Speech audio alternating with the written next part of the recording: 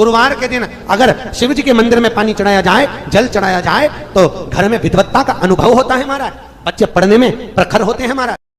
बृहस्पतेश्वर महादेव काशी में विराजमान। कौन से महादेव? जम के बोलिए जरा। बृहस्पतेश्वर महादेव काशी में विराजमान है। बहुत ध्यान देकर समझना। लक्ष्मी कितनी होती है? जम के बोलो, लक्ष्मी कितनी होती है? आप लोगों ने वैभव लक्ष्मी की किताब पढ़ी होगी, तो कितनी लक्ष्मी है? 8। गणेश जी कितने होते हैं? अष्टविनायक की कथा सुनी होगी। गणेश जी कितने होते हैं? 8। सरस्वती भी, वीणा देवी भी अपने अलग अलग स्वरूप में विराजमान है। पर कभी मन पर विचार कर देखना कि लक्ष्मी 8 हो गई, सरस्वती अनेक हो गई, इंद्राणी बहुत हो गई, पर मां पार्वती अनेकता में नहीं हुई। मां जगत जननी तो एक थी, एक हैं और एक रहेगा। मां पार्वती एक स्वरूप।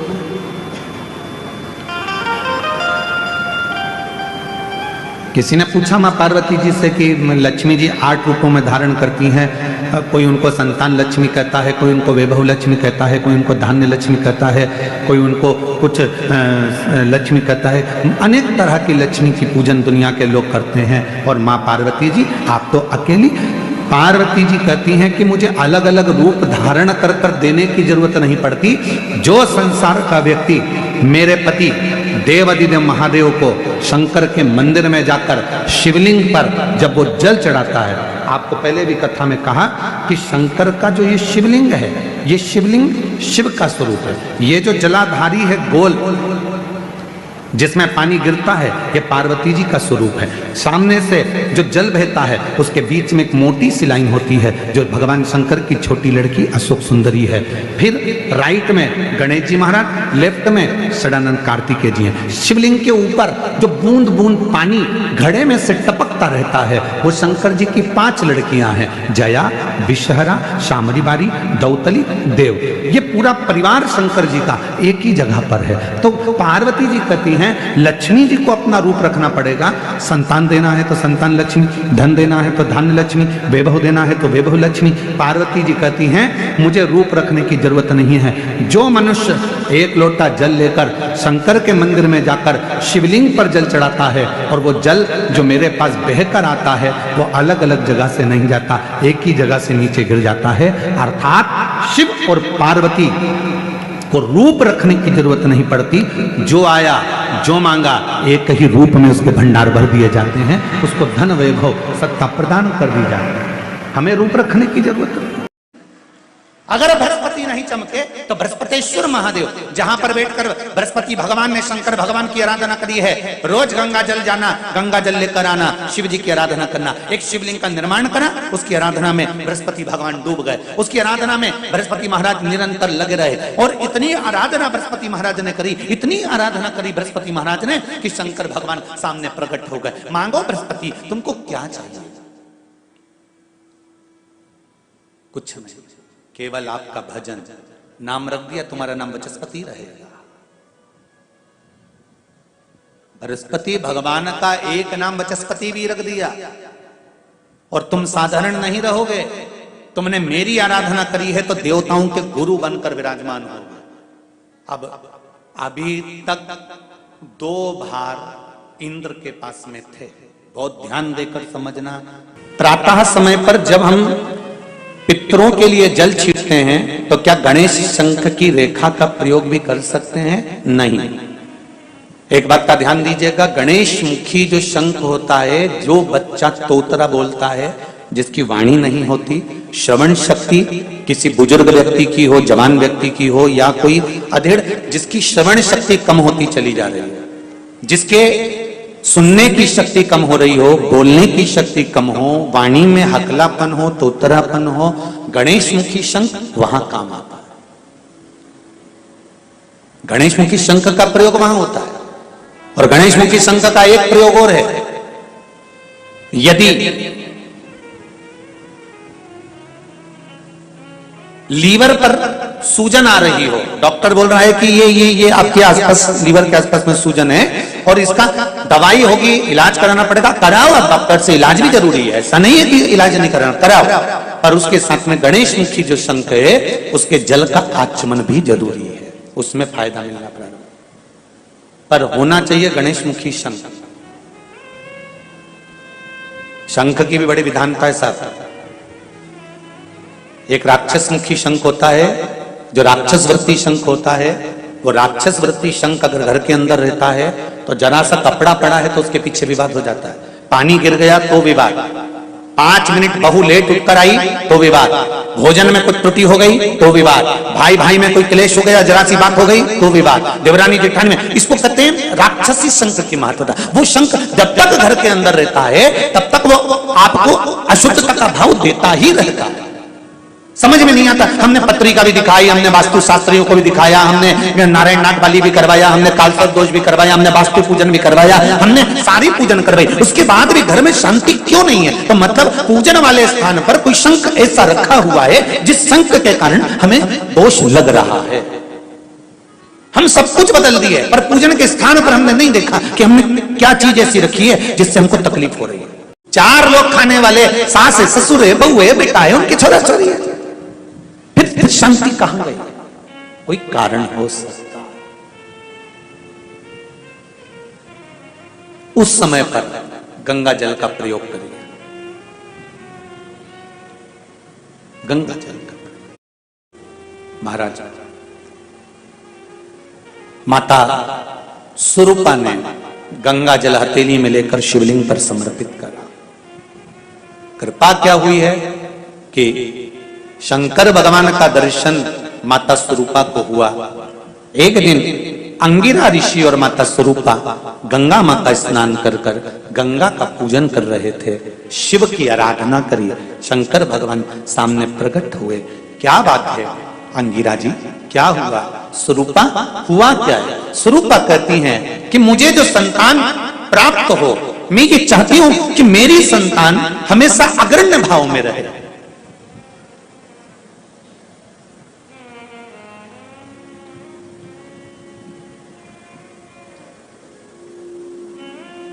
संतान सुख हो यह भाग्य की बात है, पर संतान से सुख हो यह सौभाग्य की बात है।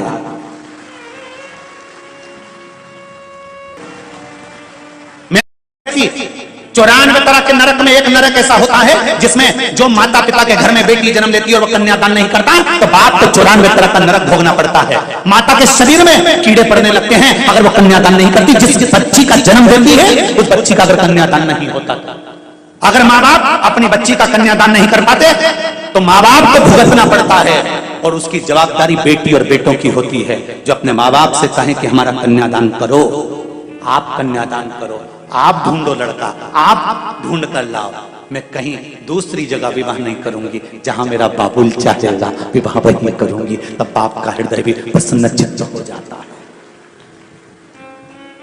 कहां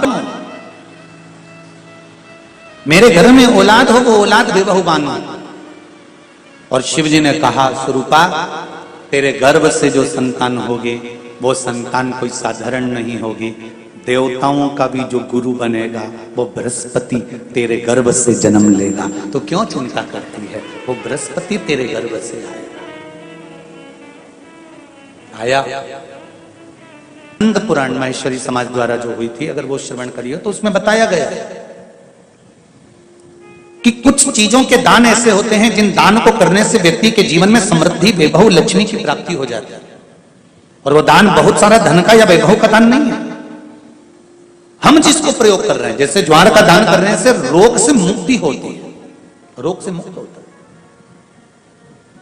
उसी तरह आप चिंता मत करो बृहस्पति देव, अब आप जाइए, इंद्र को इसका भोग भोगना पड़ेगा।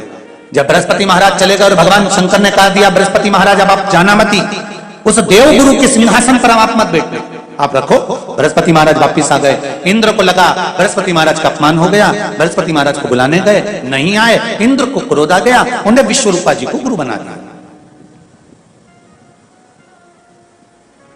कौन थे ये विश्वरूपा?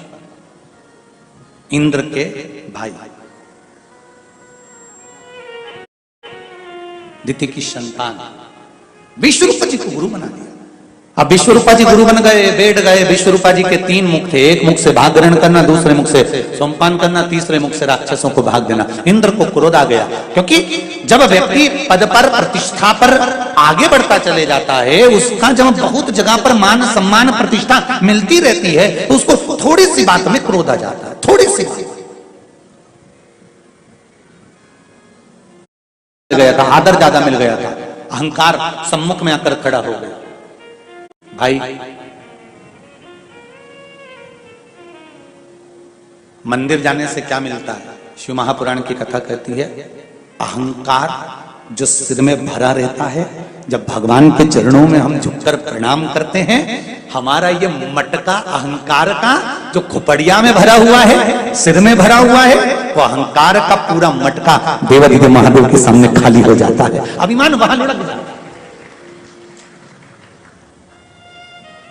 इसीलिए शायद शिव महापुराण की कथा कहती है कि शंकर जी कहते हैं, तुम वो दो जो तुम्हारा खुद का। अब तुम्हारा खुद का क्या है? शरीर क्या तुम्हारा है? ये तो माता पिता का दिया हुआ। ध्यान देना, कपड़े तुम्हारे हैं, जन्म लिया था तो नग्न पैदा हुए थे। आभूषण तुम्हारा है, सब पूर्वजों से मिला है। वैभव तुम्हारा है? नहीं। मनुष्य का अपना कुछ है तो व्यक्ति का अहंकार खुद का है। शंकर भगवान कहते हैं जो तुम्हारा खुद का है वो मुझे दो, और व्यक्ति का अहंकार खुद का होता है। इसलिए मंदिर जब जाओ, कथा में जब जाओ, तो अहंकार लेकर मत जाना। जाना तो अपना अहंकार भगवान को समर्पित कर कर आना कि मुझे यह अभिमान नहीं रखना प्रभु, यह अहंकार आप रख लीजिए, यह अभिमान मुझे नहीं चाहिए। इस अहंकार का मैं क्या करूंगा? ये शुगर की जो बीमारी हो रही है ना, ये तुम्हारे मीठे नी बोलने से हो रही है।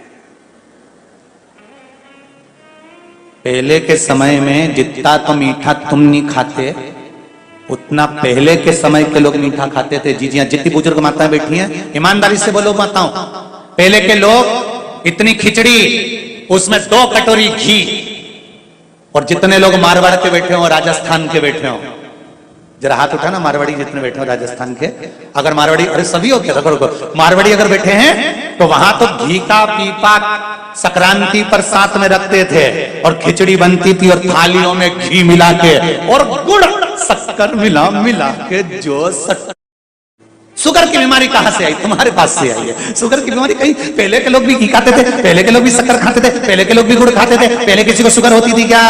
अरे बोलो तो जम के। किसी को इंसुलिन लगती थी क्या? नहीं। शुगर की कोई जांच करता था क्या? नहीं। खूब जीते थे 90 साल। जैसे ही मीठा बोलना चालू करोगे, परिवार के लोग तुम्हें पूछने लगेंगे, हमारे काका जी इतना बढ़िया बोलते, हमारी काकी जी इतना बढ़िया बोले, हमारी चाची जी बहुत बढ़िया, हमारे नाना जी बहुत बढ़िया, हमारी भाभी बहुत बढ़िया। जैसे ही मीठा बोलना चालू करें, शुगर बीपी सब लेवल में आना चालू। बोलना तो चालू करो।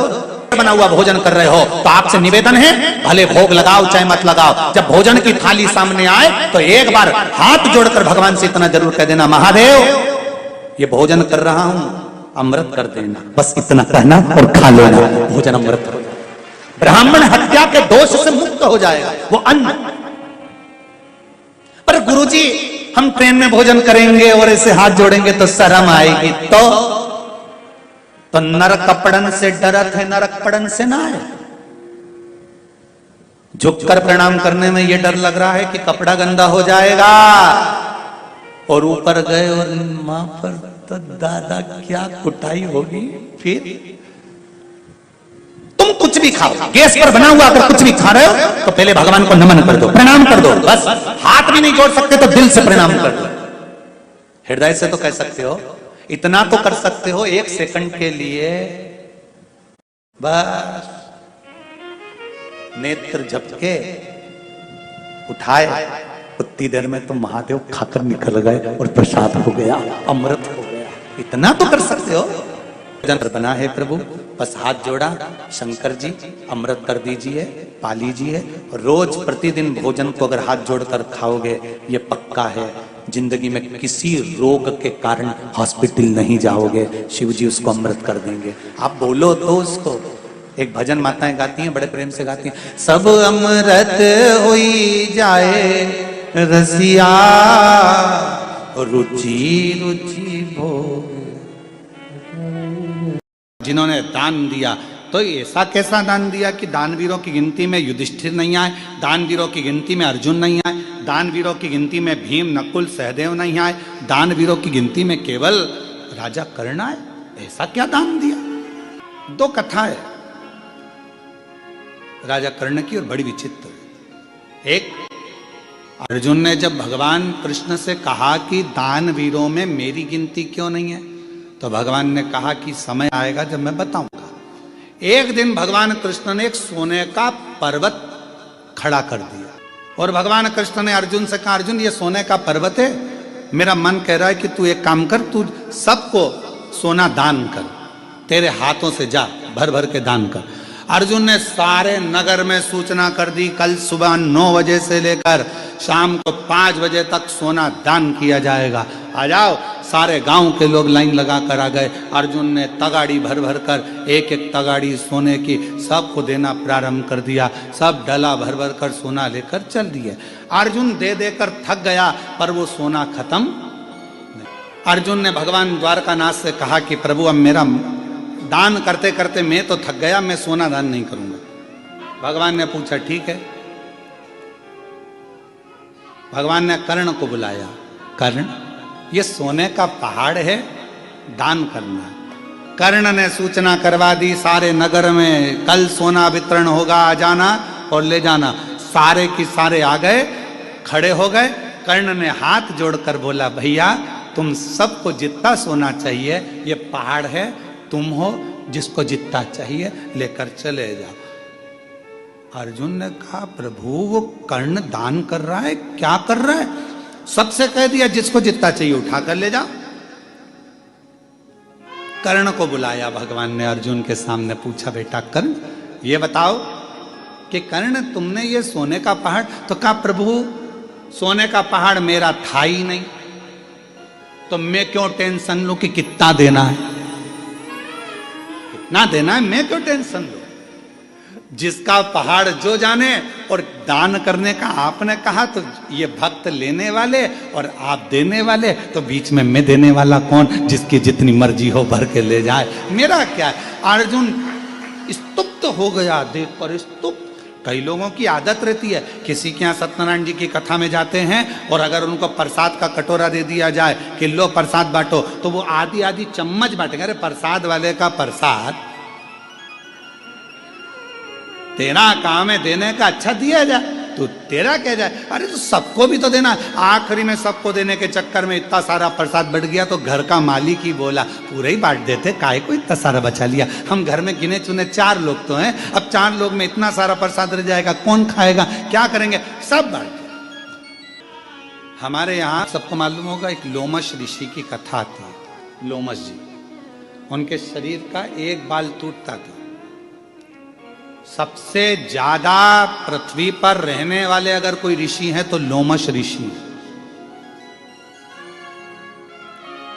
फिर भी उन्होंने अपना झोपड़ा नहीं बनाया, अपना घर नहीं बनाया। अगर तुमको मालूम पड़ जाए कि तुम 500 साल जिए हुए, सबसे पहले तुम कहोगे 500 साल में जियोगी? 500 साल बनाओ, जरा जोरदार अच्छा महल बनाओ, जोरदार कालीन बिछाओ। 500 साल रहना है तो मकान तो अच्छा होना चाहिए ना, गाड़ी भी जोरदार होना चाहिए, बंगला जोरदार होना चाहिए। अब तुम सबको मालूम है कि 100 साल नहीं जी रहा आज का आदमी, 70-80 में कम निपट जाओ, कौन सा भरोसा है? पहले तो फिर भी सोचा जाता था कि 100 साल तक जिएगा। आज के जमाने में तो कोई भरोसा ही नहीं है कि कब निपट जाएगा।